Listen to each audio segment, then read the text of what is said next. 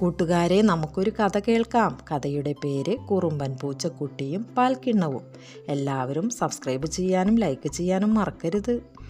ഒരിടത്ത് ചിന്നു എന്നു പേരുള്ള ഒരു കൊച്ചു പൂച്ചക്കുട്ടിയുണ്ടായിരുന്നു. നല്ല വെളുത്ത നിറവും പട്ടുപോലുള്ള രോമങ്ങളുമുള്ള ഒരു സുന്ദരം പൂച്ചക്കുട്ടി. ഒരു ദിവസം അടുക്കളയിൽ ഒരു കിണ്ണത്തിൽ നിറയെ പാലിരിക്കുന്നത് ചിന്നു കണ്ടു. പതുക്കെ പതുക്കെ ശബ്ദമുണ്ടാക്കാതെ ചിന്നു പാൽക്കിണ്ണത്തിനടുത്തേക്ക് നടന്നു.